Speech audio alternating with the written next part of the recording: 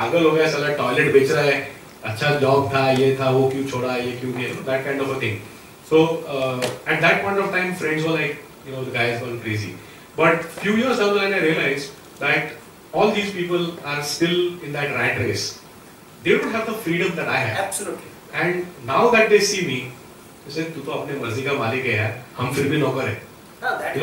That attitude of theirs, they say like whatever it is today, I am the vice president of a company or the CEO of the company, but I still get a salary, I get paid. I don't have the kind of freedom that you have. They give you absolutely. They're always at that risk, so they have to keep, So initially my friends were they were not very encouraging. So don't go by that. Don't go by that.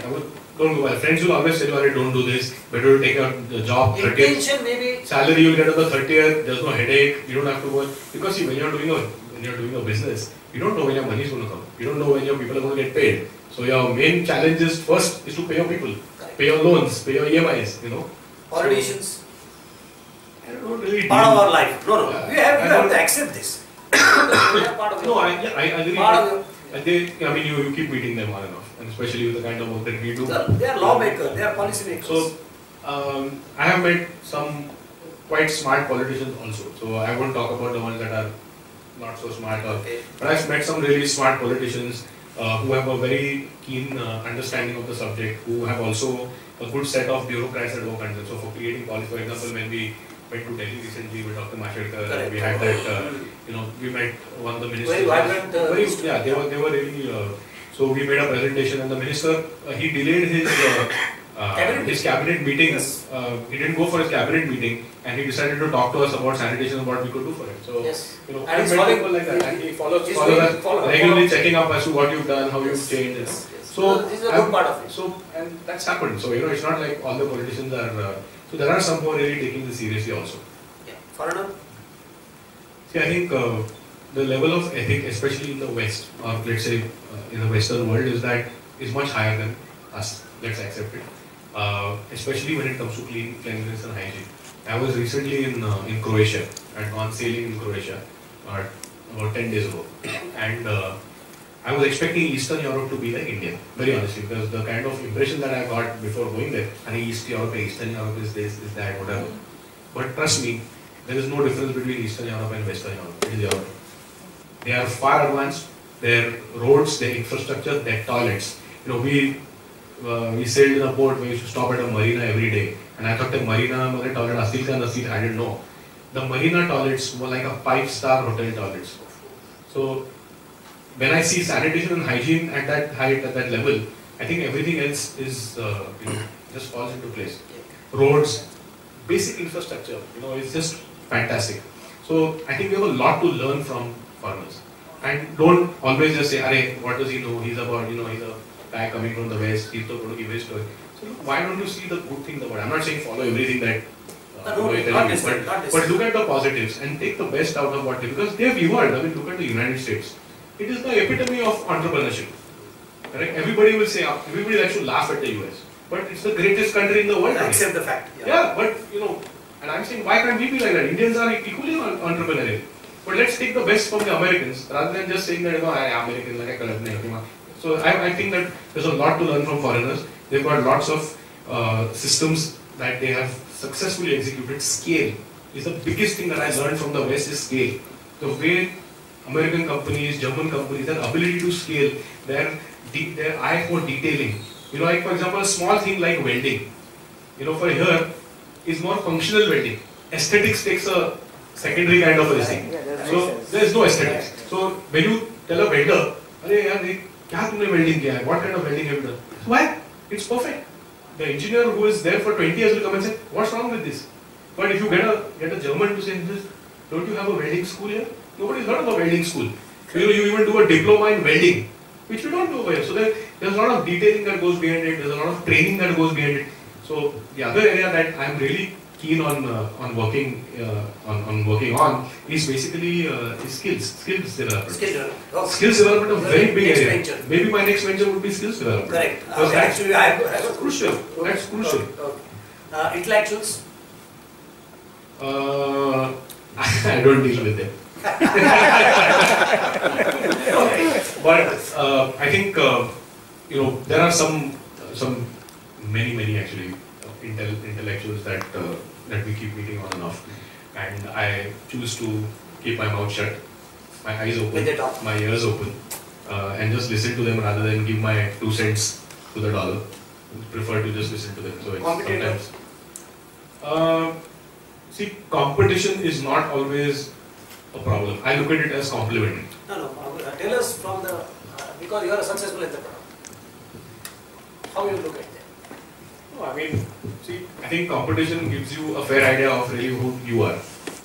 So, for example, if my competitor is doing something that I feel is better than me, instead of criticizing him, I say, okay, maybe it's a good idea for me to benchmark and say, okay, my services should be even better than this. So, in a way, I think competition is good, and that's what we've been doing. When we started, we didn't even have competition. Now we do.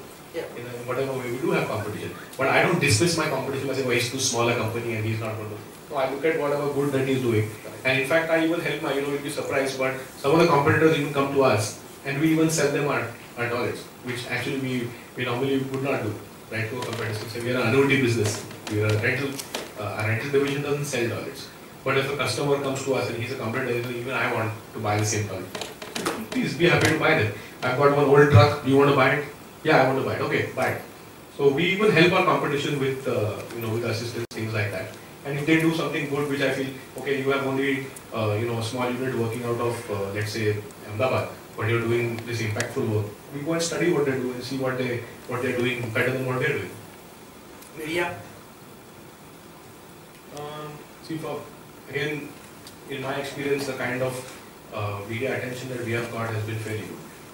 But if I have to talk about very generally my personal opinion, I think media needs to be a little more responsible.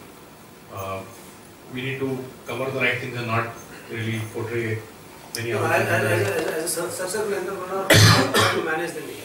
So, many of the times we've engaged a PR company if required, for a certain period of time.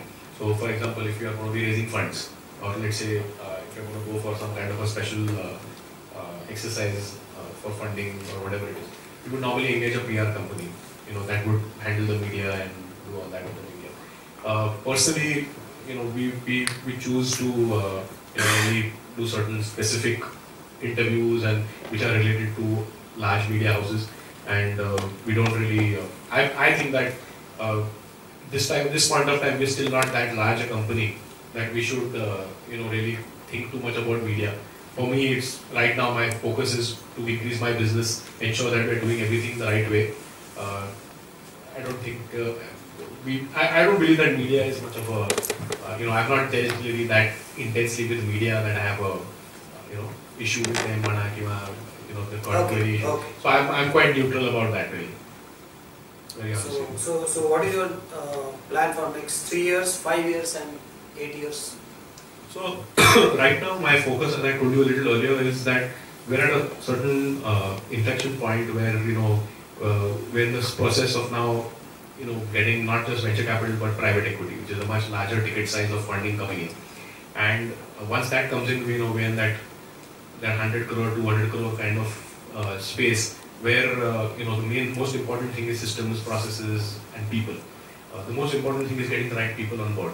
Because like I said, that this is a business which we created, not that it's my baby and I'm never going to leave it. No, it's a business. We created it to make money. So eventually I have to exit it. And although I do own majority of the company, at a certain point in time, the period that I have given myself is anywhere between 5 to 7 years from now. Great. So I always had this thing in my mind that at 40 I will retire, but that's far from it. I have already turned 40, so I have so I've given myself another grace of 5 years. 50 is a 40, No, 60 is a 50. So I put 45 as the mean age. I said, okay, at 45 I will retire from this particular business. That means I'll retire and go into the Himalayas. Skill development. Yeah, we'll talk about it. Now your message to this vibrant entrepreneurs. See, like I said earlier also that I'm not an authority on enterprise or not, but I have been in the position that many of you have been. I have, where